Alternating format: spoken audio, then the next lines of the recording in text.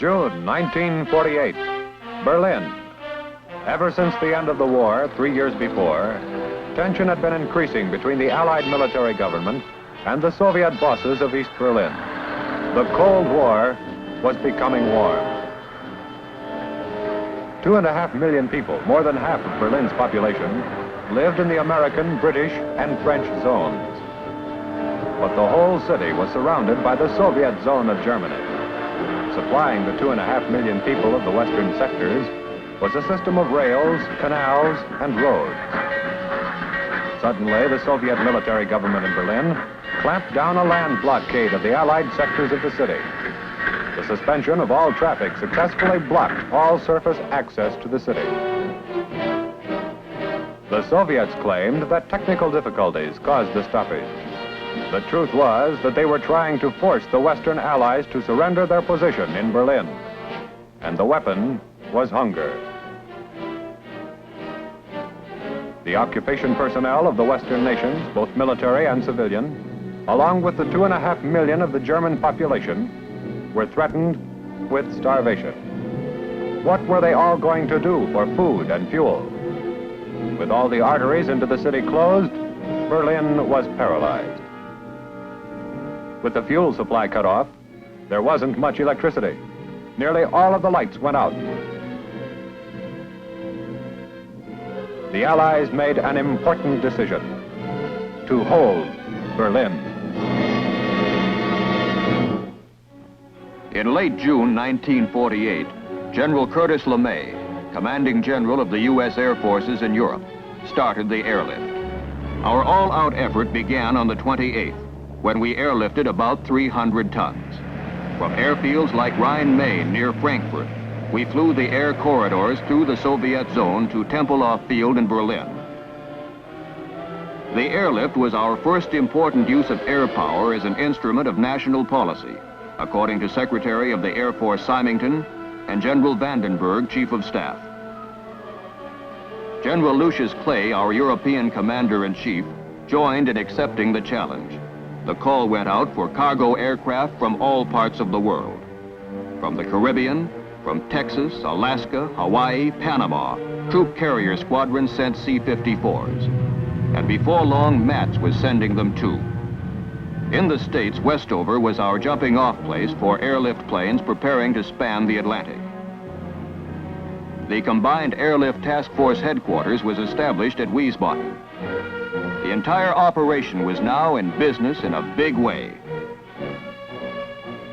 Army, Navy, and Air Force, working together, gave an inspiring example of joint action. And we mustn't forget that the British and the French gave much help.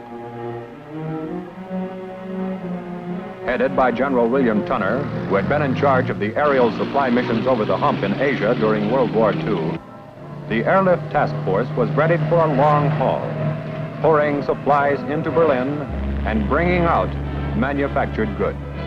Rhine-Main was the chief air gateway of the corridor to Berlin. The Army Transportation Corps moved supplies in from ports and railheads in 10-ton trailers, about the cargo capacity of a C-54. Coal from the Ruhr, flour from our Midwest, sugar from Cuba, coffee from Brazil, butter and milk from Denmark, and many other supplies from many other places. Berlin's minimum daily requirement was about 4,500 tons of supplies. For several months in 1949, our deliveries averaged more than 7,500 tons a day. The Air Force assigned more than 300 airplanes and more than 20,000 men to the airlift. And Britain made a large contribution of both aircraft and personnel. It was an operation without precedent and a severe test of precision flying, of logistics, maintenance, communications, and weather service. Some of us had bombed Berlin, and now we were trying to keep the same city alive. It meant that we had to get more from each airplane and from each man than ever before.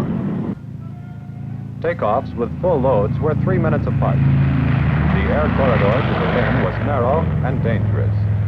With 40 to 50 airplanes going through it simultaneously, they had to be accurately spaced. And until the late stages of the airlift, they were flown at 5 different levels, the levels being 500 feet apart.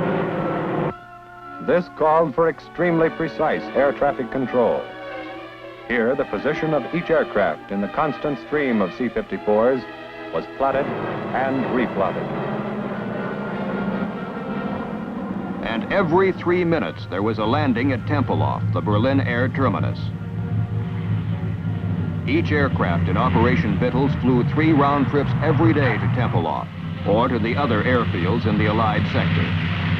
At the end of the line, volunteer crews of displaced persons were always on hand to unload our aircraft, and it took an army of them. At the height of the airlift, the control tower at Tempelhof handled more than 400 landings and takeoffs every day, 7 days a week, around the clock, and regardless of weather. Operation Vittles really gave us, in 15 months, as much experience in air transport as we ordinarily get in 10 years. When bad weather arrived in the fall, everyone was put to the supreme test. Rain and heavy fog day after day. The communists expected the airlift would be broken, but it wasn't. We kept right on. Army Airways communication system operated a network that fed information to ground control approach at Tempelhof. Rotating GCA antennae tied air and ground together. GCA operators, at radar scopes 24 hours a day, talked us down at the rate of a landing every 3 minutes. Baker George 2, this is the final controller. Remain on receive for the remainder of this transmission. Maintain your present elevation and continue vector 315. You're almost at the glide path. Begin your rate of descent at 500 feet per minute. We're starting down the glide path. Rate of descent is good. Azimuth is good. Elevation good. Very nice flying indeed. Maintain your heading. On course, on the glide path. Very good. Now over the end of the runway. Azimuth and elevation both perfect. Touchdown in 4 seconds. Take it over, Baker George 2. It's all yours from here. At first, we used a good many C-47s. But for an operation on this scale, they were too small and too slow. So the C-54s took over. We soon began setting records, and then we broke them as fast as we made them. Coal was vitally important. We had to fly it in if there was going to be any heat or light or power in West Berlin. The coal came from the Ruhr and was sacked in war surplus duffel bags. We saw to it that every pound was put to good use.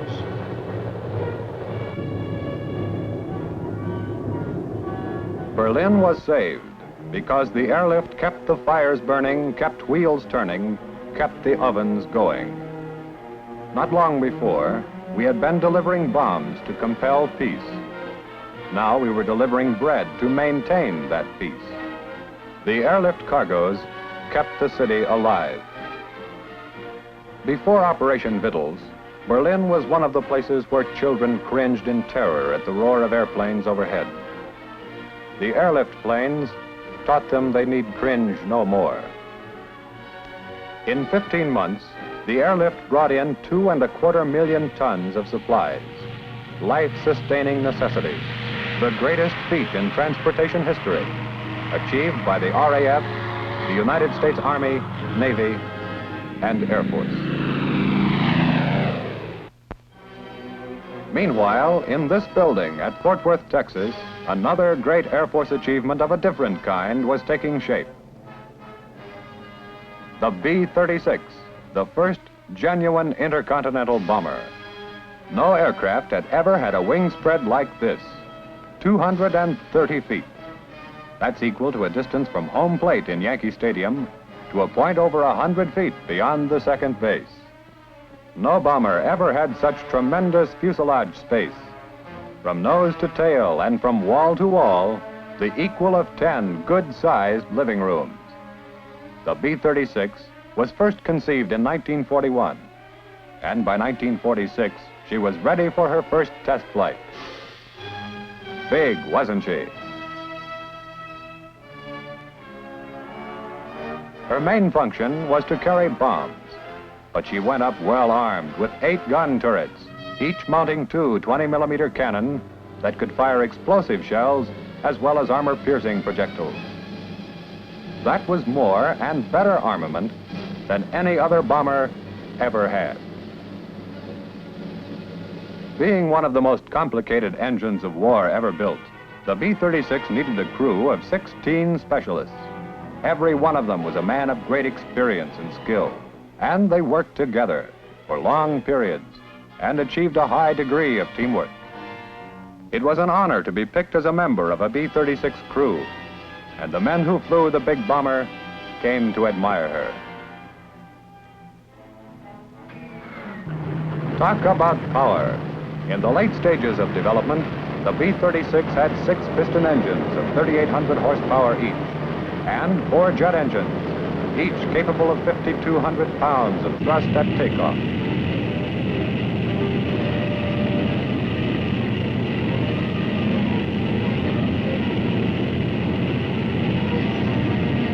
The big bomber had a much greater carrying capacity than any other aircraft so far produced. There was room in the 4 big bomb bays for 100 500-pound bombs, or when tremendously big ones were needed, the cargo could be 2 bombs, each weighing 21 tons.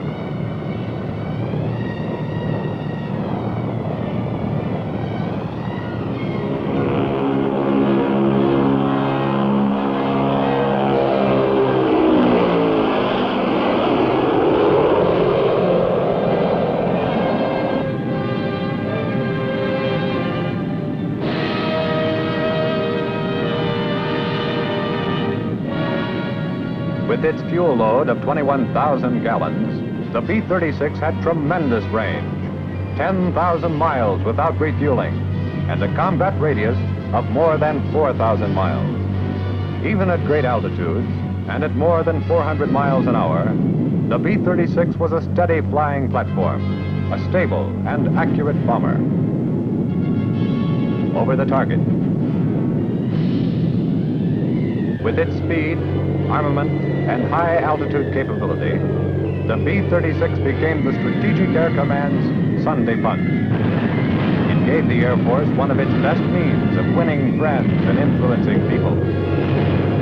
Largely because of this aircraft, the Strategic Air Command was the first military organization in history that could assault the heart of a remote enemy country from stateside bases within hours after the outbreak of a war.